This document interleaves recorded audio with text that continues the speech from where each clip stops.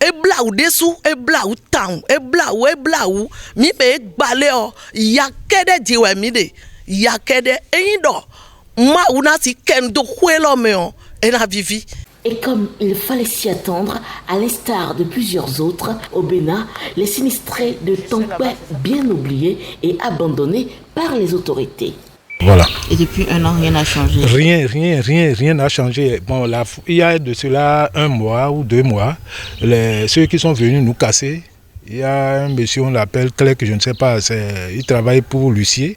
Il est venu nous dire, vous, Egbami Bomi Kolofi, attends, la prochaine fois maintenant, il a limé le bidon de Bofi, il a Ah oui? Oui, c'est ce qu'il m'a dit. Et j'ai dit, ok, Maoru Ganoubi. Mi de do Hollande ya do Hollande igbe ni wa bo no ejole bo na limé o ni limé ce qui est sûr mais na mo fi de bo mo lo jon mi de do Hollande ya mi ka ton sen sin de ya iwe ton sen bo mo do ehen e na gba me do ji me bo reon le ejolo me gbon parce que ye gon fi gbede ya bi wa le o c'est que nous tout wa we asna ton gbaza no je zohunji parce que gba we ba lo ne me kana le wa bo le je mi menacé we ji. Il dit on ne sait pas.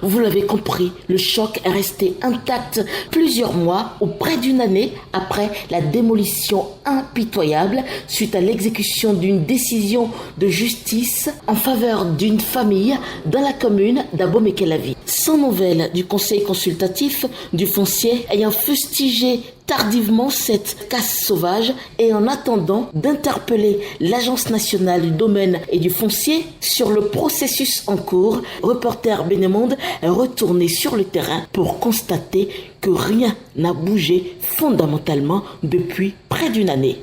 Bode yegba mi ton mi kan wezunile eyo mi do tribunal azoni bidi bo mi boy don mi do jiri INDF do ho sin wenen kaka je gbe o mi ka do sin kon de mo we de mondia bo chikabe ho de me mi de ho bi jene do finene e so po de ro ku Mi mena bien ho nem. ho ene me di on gbe to ene e we de me e ka pe ntia e do mo po we len we de o le pa me si an liwe bo mi blodo bode me donc mi la hosu vewe donc ni kekle mbo kendo ho menu mi do jibe bo to leton e ka do mi do mi ma da lo ndewu to leton bo sin lo ki kondo ho mewe bo nu do jibe di on tewe mi no no do ho me si we de gba mi yo nso dam lo ganji a so dam lo ganji a même a do jibe le yo e do teje no no do jino do ho me bi po jo ho po nu bi po ouais bon esi do to bo e do village yo e do me ye me gege iso bon e do azomi ye to le suo hodewu tiro ko mi we tiro ki ko mi e mi do no verse to gan talon ni kekan bo ho mi de me to we yinu mi esi do yin e mo do fi we mi yini e we mi do kekan do to mi ton we yin ni wa bo ho mi. Je voudrais pas trop revenir sur l'affaire parce que ça me fait toujours de l'effet. À chaque fois que je passe devant ma maison, je peux pas regarder l'intérieur parce que ça me fait mal. Et là, j'ai déjà les larmes aux yeux, donc j'aimerais bien ne pas aller plus loin. Bon, des minutes l'officiant à Rosué, mi me bilo tekmo. Domi donu komido godo nu boa, kode donde tion, vivede we. L'association de développement de Tonkwe dans la commune d'Abomey-Calavi, allié fidèle des victimes depuis lors, plaide encore à nouveau après avoir épuisé toutes les voies de recours et attendu en vain une solution des autorités en faveur des sinistrés laissés seuls aux intempéries de la nature. Alors, 1 an déjà, sinon près d'1 an que nous avons été tous témoins de cette casse sauvage. Vous avez pris à bras-le-corps la situation des victimes. Quel point on fait des démarches qui ont été menées ça et là? Oui, la démarche, nous avons toujours voulu, depuis avant même qu'ils ne cassent, que ce soit les lois de notre pays qui régissent. Nous étions dans ce procès quand ils sont venus casser.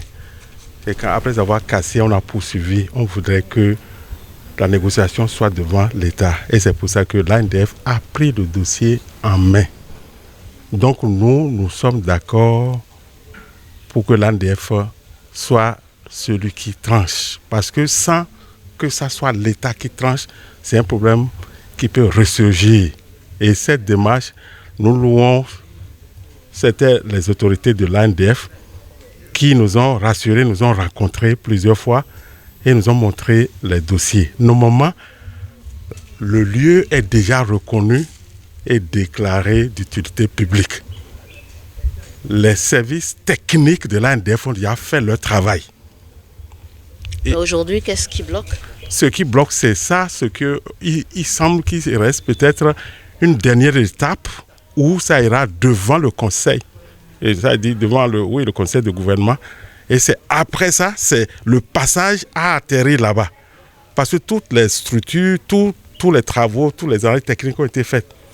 Et ceux qui nous sont venus casser, c'est eux qui disent que eux autres, ils sont au-dessus de la loi, que ce dossier ne peut pas aller jusqu'au bout. C'est pourquoi aujourd'hui nous crions. Est-ce que dans un pays de droit, des gens sont au-dessus de la loi? Ils disent qu'ils ont des connaissances et ils vont activer ces connaissances et puis le dossier n'ira pas jusqu'au bout. Ça dit ça n'ira jamais au conseil. C'est bien vrai, depuis là, ce n'est jamais allé au conseil. Oui, ce n'est pas parti. C'est pourquoi on dit, mais est-ce que c'est possible encore aujourd'hui que des individus se mettent au-dessus de la loi parce qu'ils connaissent des gens, ils ont dit, on connaît des gens, votre dossier ne peut jamais aboutir jusqu'au bout. C'est pourquoi nous crions aux autorités. Nous remercions les personnes de l'ADEP, nous leur demandons qu'est-ce qu'il faut encore.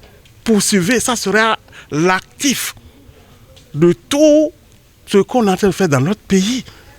On a créé la Cour spéciale, le moment des affaires domaniales. Ça serait un acquis qu'on puisse aller jusqu'au bout.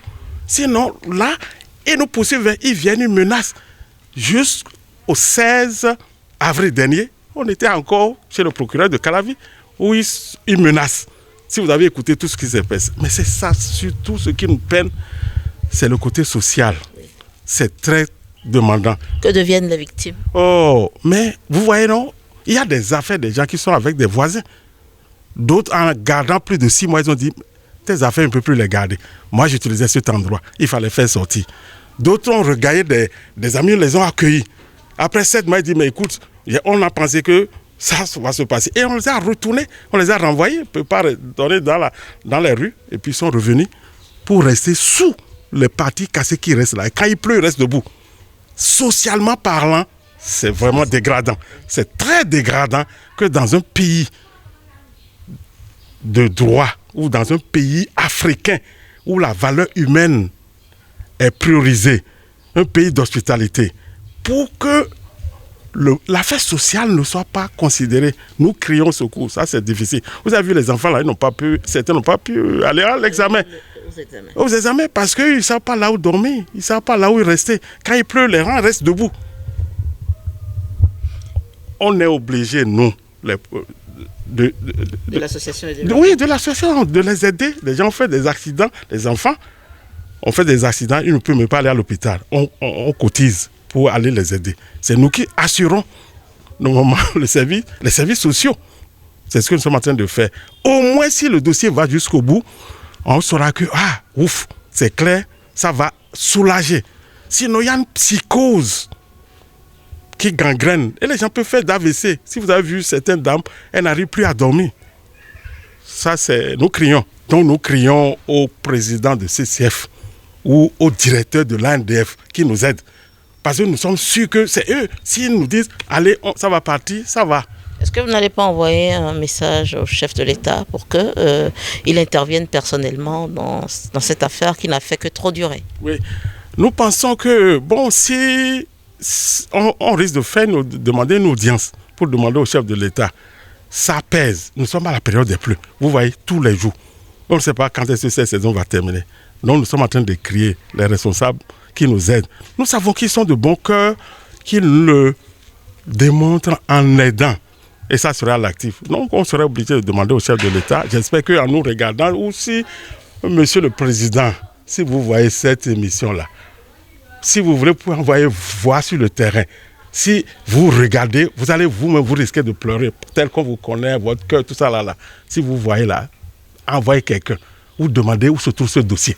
Si le dossier là arrive, vous allez regarder. Ils ont fait toutes les choses techniques, parce que la dernière fois qu'on est parti, l'ANDF a été présent pour demander au procureur que le dossier sur le coup. Maintenant, jusqu'à quand? On va attendre.